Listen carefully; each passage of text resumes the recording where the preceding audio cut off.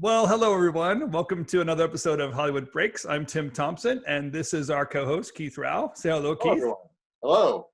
We have a special Saturday morning edition for our Hollywood Breaks today. My commute from LA back to Oregon kind of postponed us for a week, so we're hoping you're enjoying this long weekend and get a chance to kind of walk through the many things that happened this past week.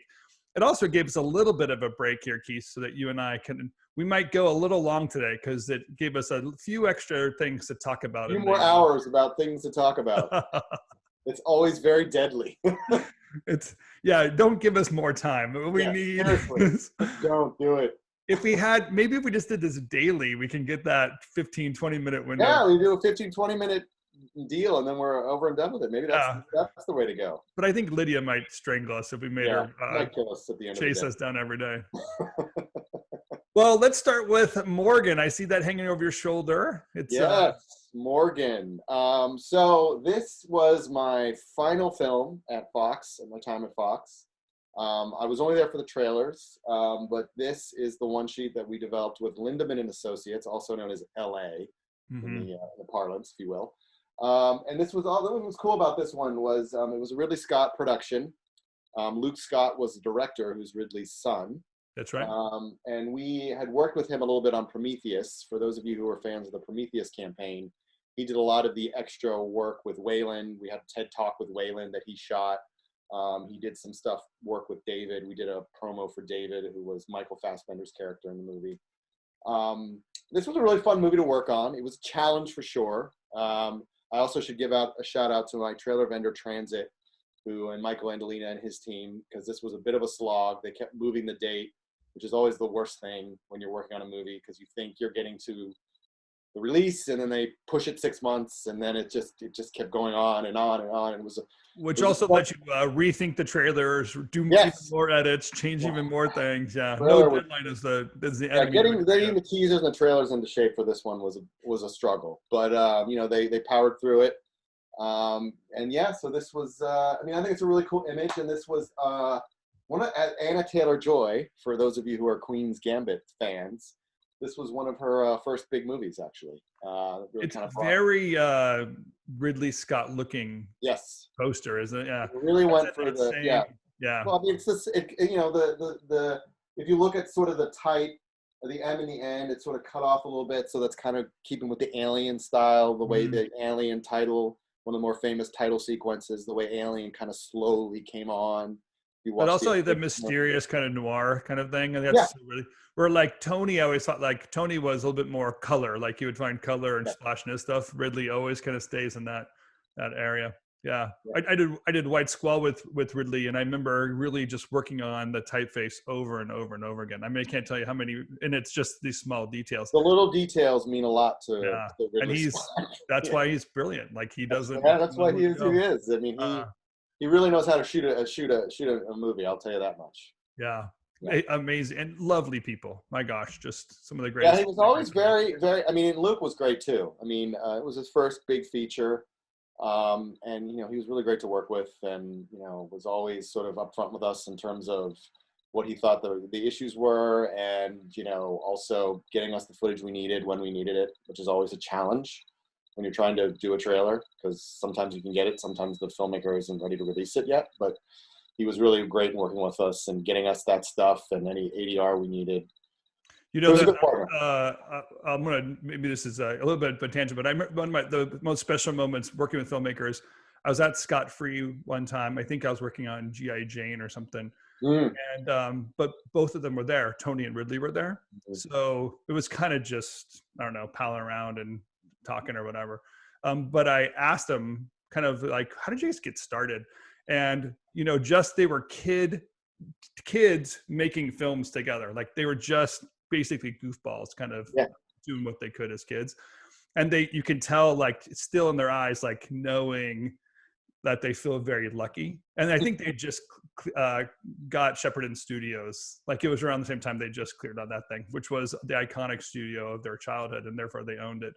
Just like, this idea of success, very, very impactful as, a person just sitting on the outside as a fan, but also can appreciate what the hard work's there. So great people. That's good. Yep.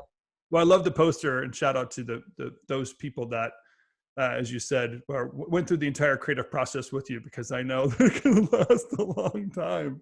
It was right. It was a lot. I mean, it was a struggle to find the storyline that could make the movie um, interesting enough to really pull people into the theater as a promo piece. So it was really a bit of a slog, to be honest. But it was one of the first movies I was really kind of given to sort of run on my own. I mean, my boss also worked with a vendor as well, but it was one of the first ones that I really was given the shot to cut my own material. So yeah, it's very cool. Yeah. Hey, so let's talk about something that I know was kind of a big deal, and probably big for you coming in from Fox. This whole Blue Sky Studios shut down this week. Yes. That's something that we probably all saw coming. We know kind of the Disney deal and what, that we knew they were going for the library, not necessarily trying to keep production around. I kind of remember the Pixar / Disney struggle that was happening of well, who's in charge of animation here, and can Disney also have an animation studio with Pixar's name attached to it? And I'm going to say they probably decided with Blue Sky to not ever deal with those politics again and just know this is coming. But Blue Sky Studios, done. They just cut. Yeah, I mean, my LinkedIn feed, because obviously I know a lot of people who tangentially know people from Blue Sky. I never really worked on a Blue Sky film. That was more the animation guys in the creative advertising department. But obviously, Scrat was always a big part of all our promo pieces. Like any reels we cut for CinemaCon or anything we cut to show Rupert when he was running the studio always involved some semblance of Scrat. Yeah, because he was such a recognizable character. And obviously the Ice Ages were big money makers. They also, they had a fairly decent run. I mean, they had the Peanuts movie, which did quite well for us, for Fox, I should say. They had Rio, which was a fun movie to work on. So they had some good, really great movies. And it's just sad because it's just another, they laid everybody off. It was like 450 people. And it's sort of almost the end of an era. I personally, I'm not that shocked by it. As you mentioned, this is sort of par for the course. It was always sort of questionable how you could have 3 animation studios existing. Yeah. And I do think Disney, and this is my opinion, of course, Disney is going the way of Time Warner when they bought New Line Cinema. They said, well, we're buying Time Warner, but we're buying New Line. We're going to fold it into the Warner Brothers umbrella, but we're going to keep everybody. They're going to have their own distribution. They're going to have their own marketing. And within 6 months, it was literally just the production team. And they kept one person to cut trailers and TV spots, one publicity person, and everybody else was gone. Yeah, I always feel like the first line that everyone gives in a merger is but nothing's going to change. And then everything's changed. Yeah. I think, obviously when Elizabeth Gaber's group was shuttered, that was sort of a sign okay, Disney's not going to play the game everything's going to be the same. But I think, this is a sign that maybe there may be more coming. It's tough to predict at this point, especially given the uncertainty of what's coming up over the next 6 or 7 months. That this could be, a sign of things to come. But it is sad because it is just another iconic sort of part of Hollywood and sort of the journey and history of Hollywood that is no more.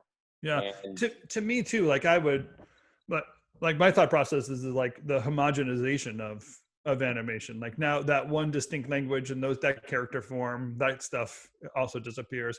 It kind of reminds me a little bit of unrelated in result or reason why, but when Rhythm and Hughes had, basically won the Oscar, and then a few months later it closed. I think they won the Oscar for The Life of Pi or something like that. Oh yeah. And then they were done, and you're just so what you basically have ILM digital domain, but then you're kind of missing this other kind of creative force, and they were a creative force for so many years. And the results of that is you have a lot of unemployed people that were a team together, and that team doesn't exist anymore. Yeah. And it dissipates, and the diaspora takes place. The result at this kind of timing, and maybe to Disney's credit, this is the time to do it, because the distribution isn't there. They have to take some risks to do some cuts through this process. So if it was a plan or not, there's probably good timing here. We can't not give them credit for recognizing that. Yeah, I mean, it's but also the diaspora is something that always kind of like sends people out. Like, yeah, I mean, it's also sad because they were working on a movie. Like they were in the midst of creating the next movie, and Disney's like, nope, we're done. We're not even going to release it. It's over. It's just, I mean, it's just hard when those times come, and it's tough. I mean, the New Line, I wasn't there when the axe fell and they let go of like 500 people. I was part of a smaller layoff about 6 months prior, but everybody saw the writing on the wall. Everyone knew it was coming, but it doesn't hurt any less when it does actually happen. It is the business part of show business. I mean, and you're right. I mean, especially, to be working hard and then not be able to launch a film like that. A lot of those kind of moments are really kind of, you have to do as a person within this industry, you honestly suffer loss. Like it's some kind of, stages of grief you go through because there are things, ideas that aren't going to become true for you anymore. Yeah. And a lot of it, especially navigating your career, you lean into certain places, and that loyalty doesn't pay off all the time. No, I mean, it's also because you're the industry and working in the industry, you're working with these people sometimes, especially up to leading up to releases. It's 24/7. It's just nonstop. The stress, you've got so many things to do, and you have little time, and it really bonds you. And a lot of people stay at places for a long time. I mean, I stayed at Fox as long as I did because the people I worked with were so great. Like my colleagues were so great. And we were a dysfunctional family, but we were family. And that was sort of how you survive the sort of ups and downs and the tantrums from the filmmakers or other studio execs. I mean, you survived it because you were in the trenches together. And I think that's what binds it, and that's what makes it such a tight-knit group. And it's the other thing I'll say is, we talk a lot about how so much of entertainment is siloed on the West Coast, and we've got and the joke I've made is, most people who make movies live behind gates and work behind gates, where a mass majority of the movie-going audience does not. And Blue Sky was on the East Coast. It was in Stamford, Connecticut, so it was in another area that wasn't isolated.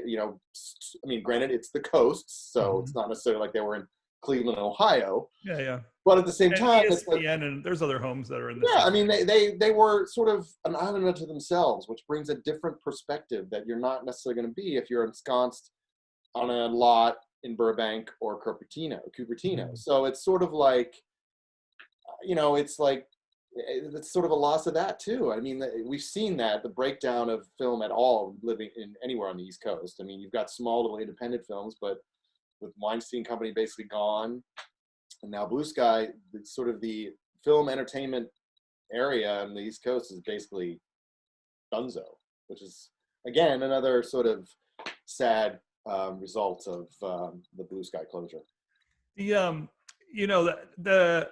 What's interesting though is that there is opportunities that come from this. I think if you know the book, The Starfish and the Spider, you kind of know that there's a moment where people believe that something is going to go away because of this. But really what happens like a starfish is that when it suffers injury, it actually divides up and creates separate starfish. And there's a little bit of a rebirth or a regrowth that comes out of this. Yeah. So we'll see. I mean, there's the magic still exists with some of the major players. Clearly survival is going to be part of many people's choice in career. Necessity is the mother of innovation. So we'll see something come. But there's a lot of computers and a lot of investment in time, a lot of great relationships, and a good creative force. And better time than ever to get to micro distributions.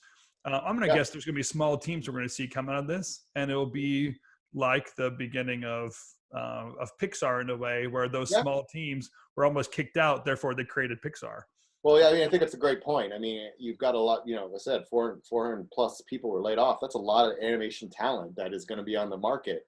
Now, if like someone like Apple TV Plus or, maybe Amazon or Netflix who wants to start building an animation team, because that's a great way to get families, sort of grab that, sort of have that animation film that just becomes a hot property. That's one great way to get yourself in that game. And now you got a lot of people that are looking for work. And so if you want to start up another animation house, you got plenty of talent that's ready and willing to work. So, I mean, it's definitely an opportunity for sure. Yeah. It's just a matter about whether or not anyone jumps at it. And from my experience, people that, you know, if they get laid off or poached, you know, like they lean into somewhere else. But if you have a lot of people sitting around for even just a little while, a couple of months, they're going to create something themselves and go with it. You know, it's so interesting that you can see the pivot that takes place within Hollywood. And again, something totally unrelated, but you can see this as a microcosm, is this Gina Carano situation where the minute she was dropped by the Mandalorian team, Daily Wire picked her right up. And Daily Wire kind of recognizing the opportunity that was there and grabbing it. Clearly, you know, Daily Wire has its own thing they're doing, and I'm going to guess they, you know, it's a little bit more calculated than just finding someone that's an opportunist. Yeah, absolutely. I think, you know, they recognize that everything that's gone on. I mean, we don't have to rehash it here. I'm sure all your viewers know what went down. But, you know, Gina Carano, I met her briefly at Comic-Con years ago during the Deadpool promotion, and she's very sweet, lovely woman. And, you know, it's funny that, you know, this all happens, and, you know, there's the Daily Wire, like, you know what? This is an opportunity for us. They want to get into the entertainment game, and this is the way to do that. And you pick up a talent who still has a lot of years left, obviously, and she probably has dreams and movies that she wants to make, and now she has a partnership where those dreams are reality. And, you know, Daily Wire is not in LA anymore. They have very tiny, like, I think 3 or 4 people in LA, and the base of their operations are now in Nashville, Tennessee. They moved out of LA. So that's another thing, as I just referenced earlier, sort of pulling the sort of epicenter of the entertainment and the content space away from the coasts and sort of more into mixing it into the rest of the country can lead to better content, perhaps. And I think or at least more diverse. Clearly there was, yeah, and maybe for good reason, some conflict that was taking place, but that conflict is a necessity and really a reflection on too much of what we're seeing within our country and throughout the world. That conflict doesn't necessarily go away because we wish it away, but to create people that are developing and have the opportunity to develop, opposed to just being silenced. You know, I don't want to see anybody really kind of be able to control any part of this industry in such a way. And there's opportunities. So these blue skyers that are out there, the small production companies out there, like there's opportunity for them now to be seen more than ever. And this breaking of Hollywood, which you and I often kind of lament the things that have passed, right? We grew up in the blockbuster days, and this really great pop culture moments we'd have, those are gone. And that's what you and I are recognizing, that the things that are gone create new opportunities, new visibility, new control. And we're all trying to navigate that. The cancel culture is part of that. And it's the reconciliations that need to happen. Some of the gross issues that took place are being broken up and no longer have these large media moguls that have control and yeah, I mean, I think that's the great development about this. And it wasn't even I think 24 hours before Ben Shapiro, who's basically the face and voice of Daily Wire, just came out and said, oh, we hired Gina, she's going to come work with us. I mean, like less than 24 hours later.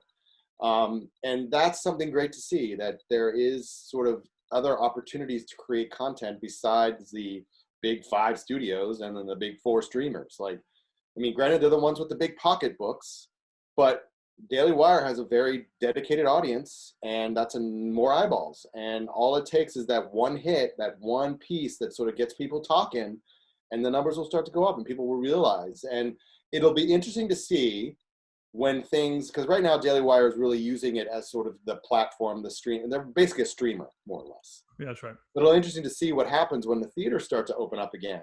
Whether or not they'll go for a theatrical release play, whether or not they'll try to do a traditional marketing campaign. You know, the first movie, Run, Hide, Fight, was very quick and sort of, you know, they had one trailer and, you know, it wasn't exactly a traditional marketing campaign per se. But that's not to say that eventually they could get there and eventually have another theatrical campaign as well. And again, it's just more opportunities for more content to be seen. And stories to be told. And I think that's great. I think there is something to be said for some of the studio execs. They are good. Most of them are good at what they do and sort of guiding a film to its completion. but they do come with some bias in terms of their political viewpoints or, how they perceive the world, because living in LA, you live LA. I mean, you don't know what it's like to live in Nebraska. So there are universal stories. The hero's journey is universal. So, what makes movies like Star Wars such a success, that it's something that speaks innately within us. And I think there are lots of stories left to be told. And the more opportunities people have to create those stories and get them out to the audience, I think the better off we'll all be. You made a great point in that the pandemic actually, in shutting down the theaters, kind of pushed distribution to like the lowest common denominator, right? Make it and post it. That's what we're all doing. Yeah. And now the world is flat when it comes to distribution. There isn't any more distinguishable event one from the other. Like maybe it's on Disney Plus instead of Hulu or something like that, so that there's these small channel differences, but I'm still viewing the same quality of video over the same television set through the same sound system, and there isn't anything more to distinguish it. So the smaller players with the world flat now in distribution can play equal to the greater players. And the longer the pandemic plays itself out, the more opportunity for them to level the playing field. Yeah. And then the re-release, or when the theaters open up and the releases change, we'll see which studios have the power to even get into the theater space, because that's going to be some of the challenge. The viewing, who's going to come out and view things? Like I can imagine a day where the blockbuster still doesn't make sense to distribute in theater because there's not enough going audience to do it. But a small film can very, very easily make up their investments in a small distribution, and the small distribution works in a theater where people aren't rolling out and filling up every seat. So you can almost imagine these smaller distributions picking up and gaining time. The one that I keep thinking of right now is and I think the next canary in the coal mine, as you were saying before with Tenet, is the Black Widow release is coming. Their deadline is May, I think, is what the release date was. And man, that's coming up quick. They have to decide the day after tomorrow, right? If they're going to go to the theaters or not, because they have a big push to do something and see if they can. Well, they have. I think the going consensus, they have about 3 or 4 weeks until they have to make a call in terms of whether or not they're going to stick to their date. I mean, we still have 60 to 7% theaters closed. New York is starting to soften a little bit on bigger events, so that may mean theaters are going to start to reopen, which would be a good sign. But the vaccine rollout's still complicated and problematic and slow. And again, we talked a little bit about these competing surveys. One survey says 80% of people want to go back, and then another survey says, no, I don't really want to go back because I can watch movies here. At my home, and I want to do other things. I want to go outside. I want to go to a ball game. I want to go to a concert before I get stuck in another, giant warehouse type place with a bunch of other people.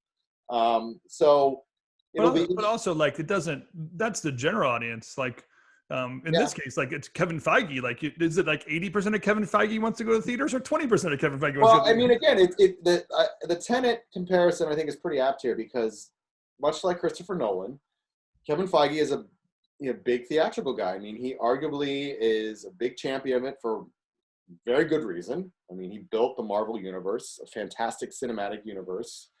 And I think seeing those movies on a big screen versus a smaller screen is a completely different experience. Marvel movies were built to be seen in a theater. And I think that's his big push right now. And on the earnings call, the Disney execs said, listen, we're sticking to the May 7th date. That's what we want. That's what we're going for. It's a theatrical play. Back in December, during the big brouhaha Disney investor show, Kevin Feige was one of the few people who actually said the word theatrical. So, he is a big fan of it. So I think that's sort of weighing into it as well. And it'll be interesting to see when they make that call. And again, I think it's going to come down to how many theaters are open, what the balance is. I'm sure Kareem Daniel's going to be involved in those conversations. This will probably be one of his first big sort of tests in terms of how he plays into decision-making in terms of where the content is put. So it'll be interesting to see how that all shakes out. And then right after that, Universal's up to the plate about whether they want to release Fast and Furious 9. They pushed it an entire year. They were one of the first ones to punt their big franchise to the next year, to this year. So they'll be the next at bat in terms of whether or not they're going to embrace a theatrical release. Yeah. They're the 29th, which I believe is Memorial Day weekend. So it'll be interesting to see where we are with vaccinations, where the comfort level is amongst people. It'll be warmer across the country by that point. But I gotta be honest, I don't think Universal has, for them, it's much more challenging if it's worth it or not to go to the theater. Like it's a lot more critical for them to go to the theaters or not, opposed to like Disney with Disney Plus. Now they have almost 100 million subscribers. Like they added 21 million more in the last quarter. So they have 100 million subscribers. If you move Black Widow onto Disney Plus, it's not a total burn. Luckily, Wonder Woman wasn't released in the theaters, and I think Black Widow was kind of a response to Wonder Woman. So they can kind of keep up that pattern. Although it'd be great to see if they kind of leaned in and they kind of the challenge of meeting a female superhero like Wonder Woman in the Marvel universe. This was their chance to kind of step up and find that strong female character. But Universal doesn't have that. I mean, to me, Peacock is like the comparison of HBO Max to a brand. It doesn't necessarily match. Disney Plus, clearly a strength in the comparison of what's there. But a Peacock release for Fast and Furious really seems like well, again, that I think the challenge again for Universal is going to be that is a movie that's meant to be seen in the theaters. You have spectacular stunts, loud music, big explosions. That's the kind of thing you want to see in a theater. You don't want to see it in your. You're mixing it to a theatrical space. You're not mixing it to a television space. I mean, it is the movie that begs to be seen in a theater. So again, Troll World Tour, which was one of the first ones they pushed into the PVOD, that doesn't necessarily have to be seen in a theater, but little kids are watching on their iPads. They don't care. That needs to be seen in a theater. I can't imagine them doing a sort of HBO Max, release in theaters and on Peacock. It'll depend on where the numbers are. That's really what it's coming down to. Now, granted, maybe where the one place where the Tenet comparison starts to collapse a little is that we're sort of arguably on the downswing of the pandemic. Whereas then we were sort of still coasting and nobody really knew where it was going. Now we sort of we see the light at the end of the tunnel. It's just a matter of now we have to start analyzing audience comfort to going back to the theater.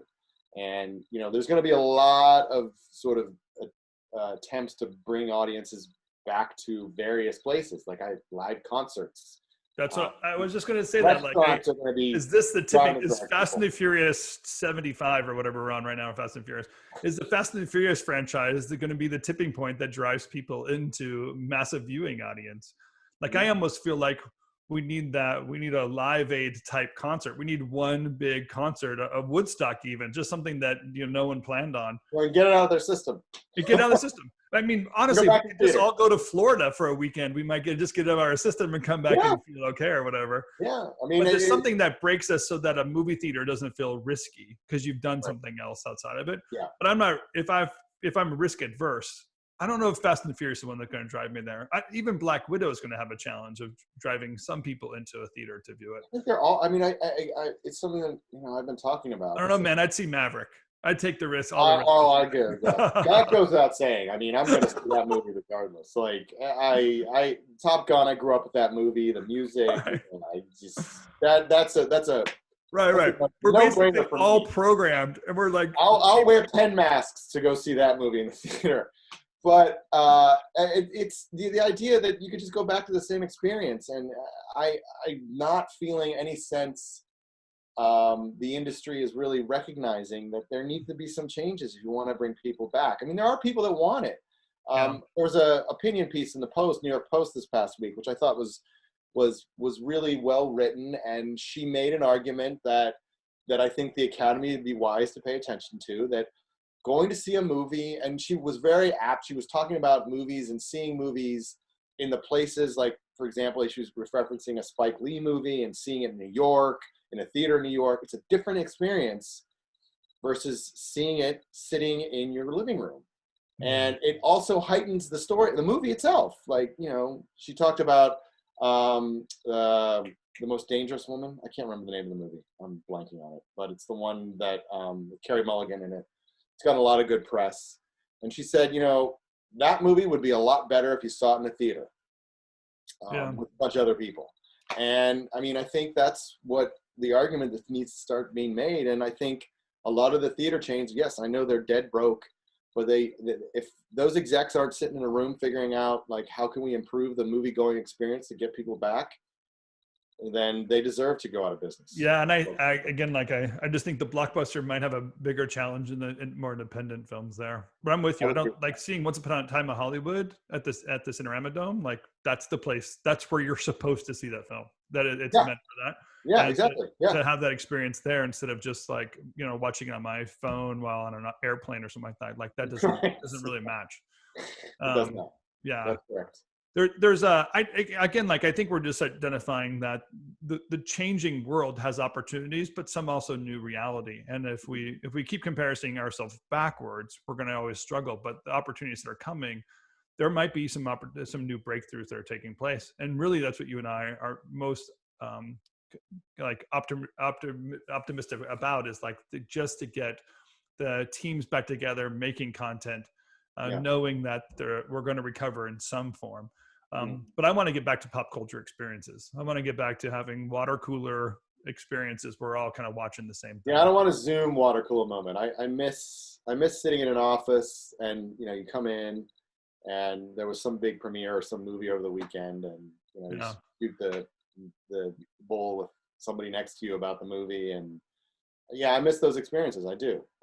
Honestly, the California, the recall of Gavin Newsom, which it seems like they have all the numbers in there. California is responding to something of saying like, hey, enough is enough. We need to start thinking about a more proactive way of recognizing what's there. And we're not just going to sit inside.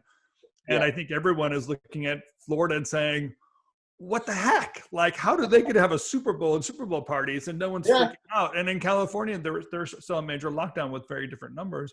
Yeah. I think there's obviously a level of responsibility, but leadership has to step in there. And there might be some changes to taking place just state-wise. New York is definitely, obviously majorly impacted. We all witnessed that. They're very smart about recognizing the shutdown, doing what they had to do, but now they're opening things back up and piece by piece. Like someone's going to take responsibility to do it. I think it's communicating the idea that the virus is here. We're going to have to learn to live with it. So let's get back to sort of doing the things that we all used to enjoy prior to March 10th, 11th, 2020, when everything shut down. Or at least by May, so we can watch Black Widow in the theater. Yes, exactly. So we go out to the theater and watch Black Widow. And definitely by July, so I can go watch Maverick. Keith, I think we're going to have to meet in the middle and just go to watch a movie in Utah, because I'm telling you, those theaters are open. I mean, granted, my wife might freak out if I'm going to get on a plane, but... just quarantine for 2 weeks afterward. Come on. Yeah, I can do Utah. We can meet in Salt Lake, maybe ski if it's in the middle of the winter. Perfect. I love it. All right, my friend. Well, that was a happy Saturday to you. Appreciate you moving time to make this thing possible. And Lydia and Connor, thank you guys both for being flexible also. We couldn't do without you guys behind the scenes. There's a lot more coming up in this week. We have a long weekend happening, but we'll kind of keep an eye on all the shifts and changes. And we will be watching these deadlines coming up, because I think that's going to be the clearest indicator of what's coming at us in Hollywood and all that's coming up. And soon we're going to have other guests coming up. I know that you've been brewing and finding more friends to drag onto this podcast of ours. We did some outreach. New friends might be coming on as well. That's what I was going to say. We've done some outreach on LinkedIn. You guys know who you are, and we've been reaching out to you. So get some more voices on this thing, because some pretty big names out there watching and participating in our conversations online. So more to come. Until next time, we'll see you on Hollywood Breaks.